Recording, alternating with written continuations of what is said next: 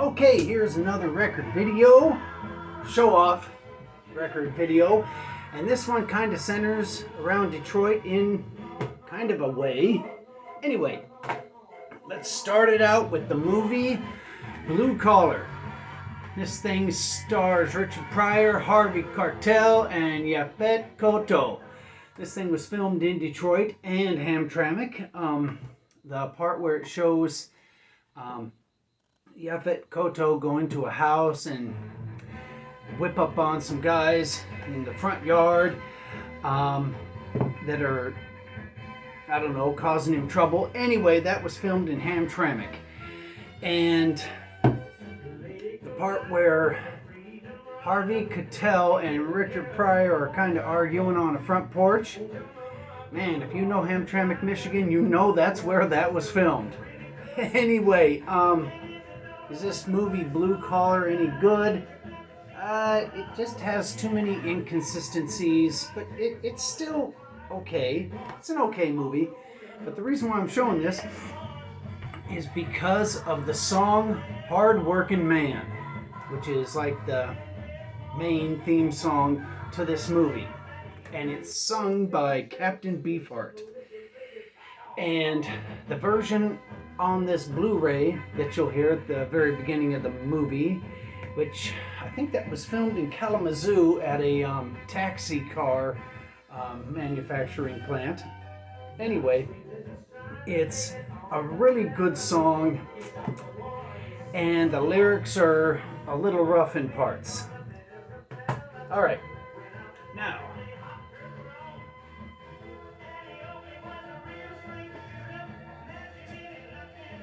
what is that?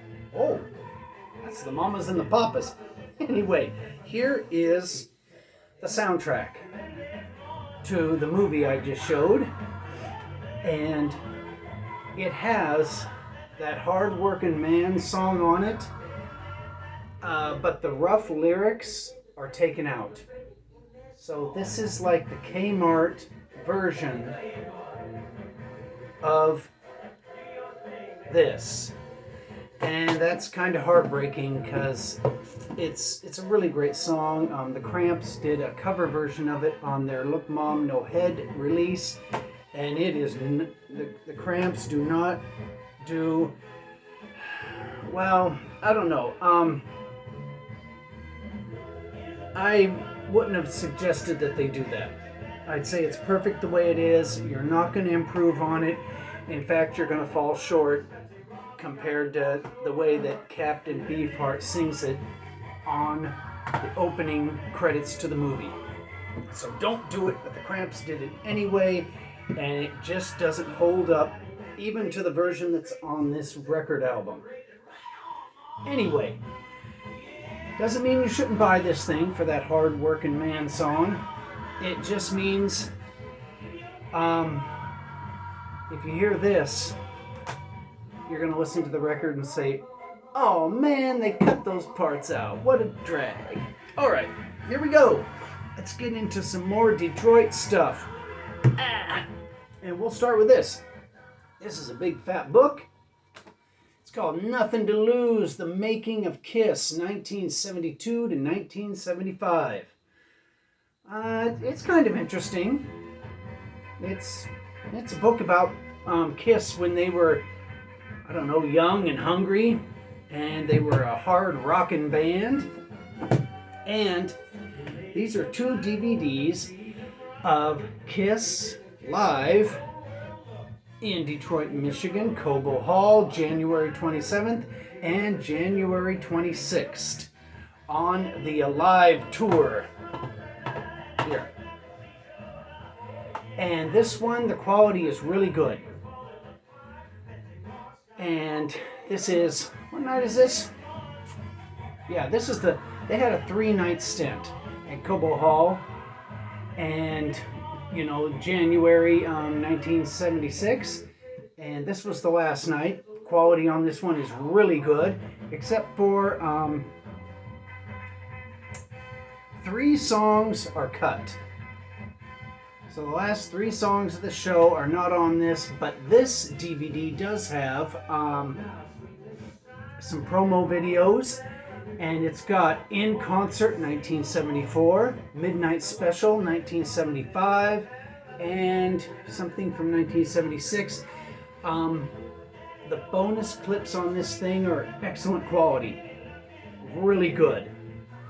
And it's fun to watch this band go on, what was that? Dick Clark's In Concert, and just completely have the audience going crazy, which I'm sure none of the other bands on the bill that night did the way these crazy dudes did. Anyway, this thing is a little fuzzier than that one. This is the second night, and it's when Gene is spitting the blood, the Gene Simmons demon guy. It's like the tracking goes out. Remember tracking on VCRs? Anyway, and so that part of it's kind of spoiled, and the rest of it is, the quality is like B-. And even with all that, wow, what a show. All for probably like $8. Talk about getting your money's worth out of a rock band. I would suggest, whether you like Kiss or not, you really should find this thing. I think I found it on Etsy or something. Anyway, find this thing. It is the January 26th, 1976 Cobo Hall, Detroit DVD. Like I said, even if you don't like the band, you'll dig watching that concert. It's just so intense. Anyway, there's more about the whole Kiss stuff and Detroit. And where the heck is it? All right, here it is. Okay, I showed you this, and surprise, this is the vinyl copy of it. Double LP, January 1976. And the quality on this is a little better than the quality on this as far as audio. And this is, again, the entire show. And then side 4 has got, I guess, recordings of live performances prior to their big Detroit 3-night stint. It's a double LP, and it's well worth picking up. The only problem is, getting this is kind of easy. Getting this is kind of easy. Getting this is not easy. If you do find it, they want an offensive amount of money for this thing. It doesn't even come with stickers or a book. It just comes with the records. But if you ever see this thing in a record store and they want like $50, go ahead and give them $50 for it. It's an intense, early Kiss rock and roll show. I definitely suggest you pick it up. All right. Now, what I just showed you, oh geez, here's a bunch of records. Does this, or let's show this, because I think that's them later on, isn't it? Anyway, I don't know much about Kiss as far as anything past 1975. Anyway, this is not this. This is very cleaned up. All the mistakes are cleared away. This is not recorded in Detroit. This is recorded over several shows in various cities. This picture right here is Detroit. And in fact, the place where this picture is taken, I went there when I first moved here to Detroit, and I saw a Bernie Sanders rally in this room. Because I don't think they have concerts there anymore. Anyway, here's a little book that came with it. Here are the LPs. Here are the original little things that came with the LPs. And this wild show that, man, if you played this thing on 40 RPMs, it really gets exciting. Anyway, these are the records that the show was built off of. All right. I don't think there's any more Kiss and Detroit stuff. So just now we went from Richard Pryor to Kiss. So let's go to Southern California. This is a compilation album called Sudden Death. It has Jodie Foster's Army, Sin 34, Moral Decay, Crankshaft, Satisfaction, and The Sins. Side 2, The Demented, Red Cross, Youth Gone Mad, Naughty Women and Dead Youth. And these are, I call this a compilation of the warm-up bands. These bands warmed up for the big punk rock stars. And that's not just my opinion. I have proof to back that up. Oh, here's what the record looks like.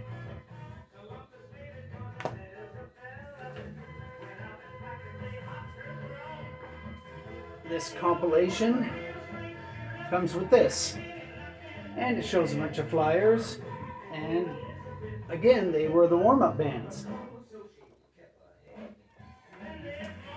And listening to this, you can kind of tell that why they were the warm-up bands, because they weren't the Circle Jerks, they weren't the Fears, the Dead Kennedys, they weren't Black Flag, they weren't the Vandals, Angry Simones. These bands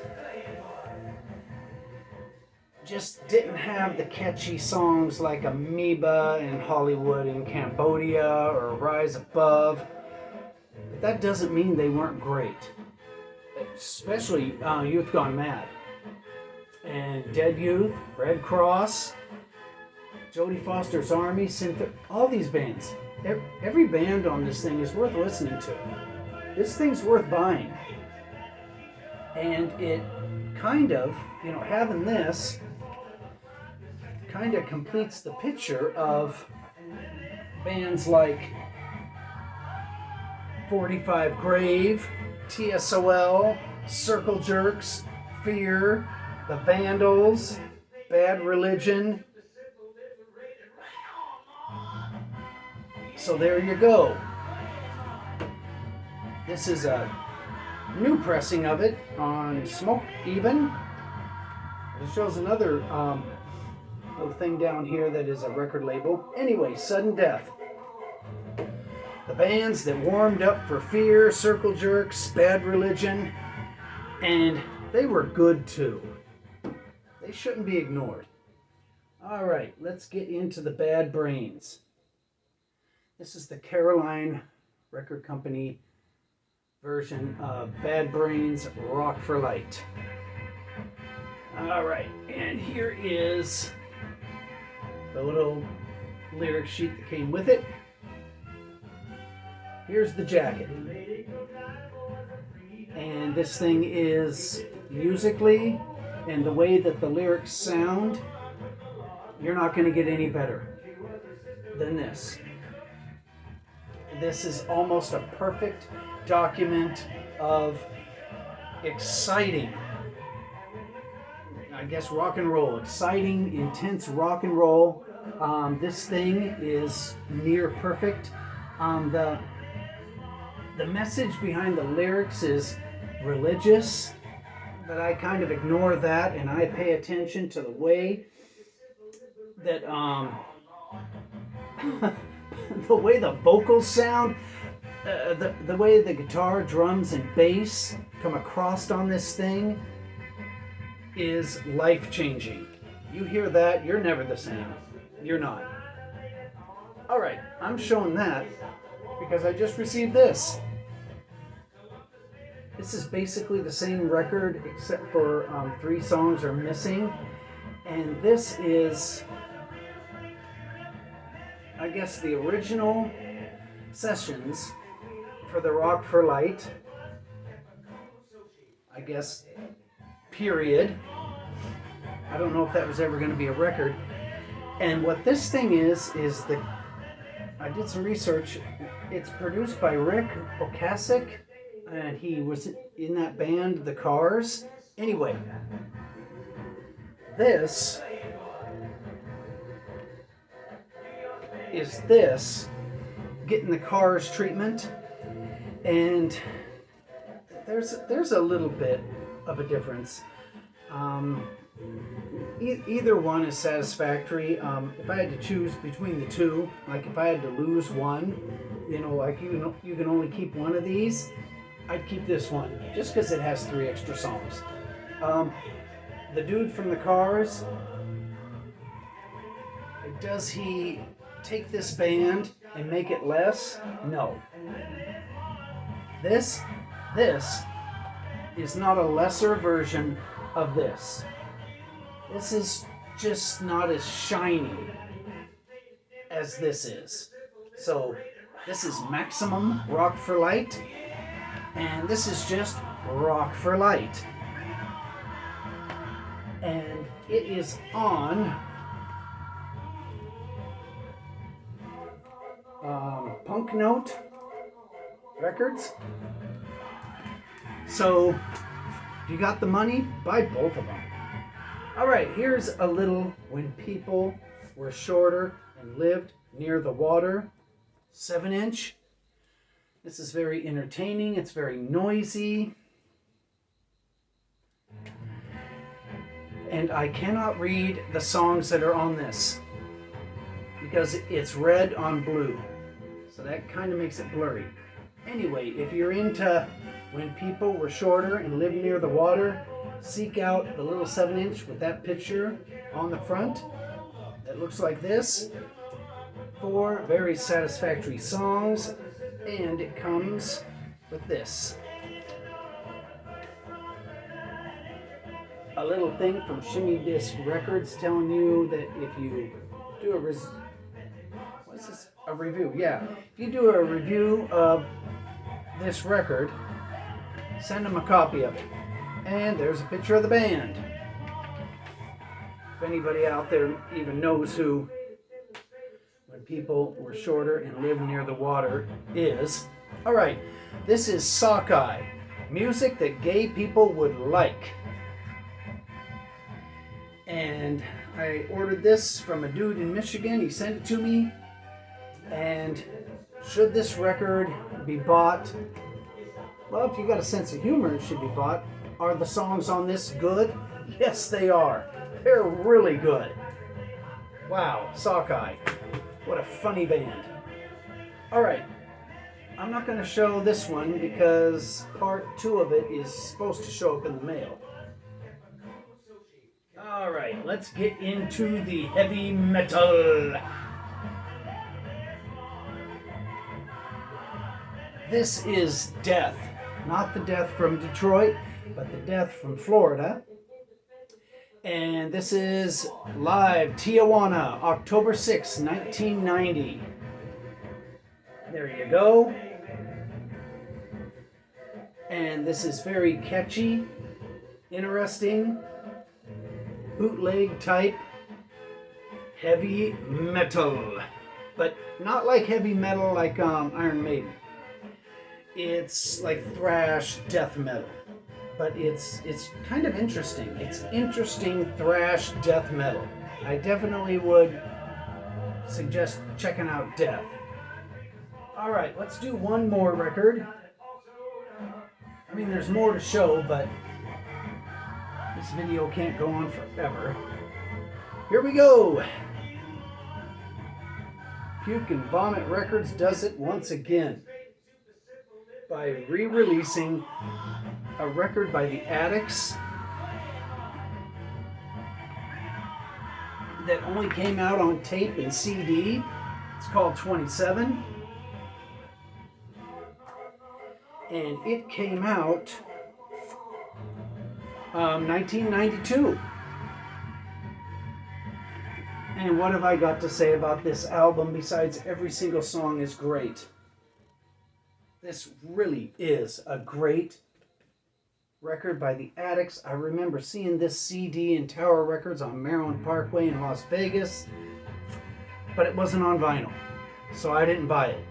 And the years went by and I kept on looking for this thing on vinyl and I didn't see it in any of the stores. And now it is, thanks to Puke and Vomit Records. This great, every song is good punk rock record by the Addicts is available for all to hear. What an exciting release this thing is. All right, there's more records, but I don't know. No, they can wait. Ooh, there's a Butthole Surfers record that's brand new. Hey, you know what? Let's show this one. Let's end it with this one. Wait a minute. Let's not. That's the end of this video. Remember, whether you like them or not, this will be one of the most entertaining things you've ever seen in your life. If you want to see the next night in, I guess, with better footage, this thing, again, is very entertaining. Oh, something else I should point out about this. At this concert, the stage isn't really high, and there's no barricade in front of the stage. The people standing in front of the stage are kind of right there because it shows the dude with the star on his eye kind of walk into the crowd to give him a guitar that he broke up, and he just walks right into him. Again, very impressive. That's it. We'll end it with Maud and Sammy.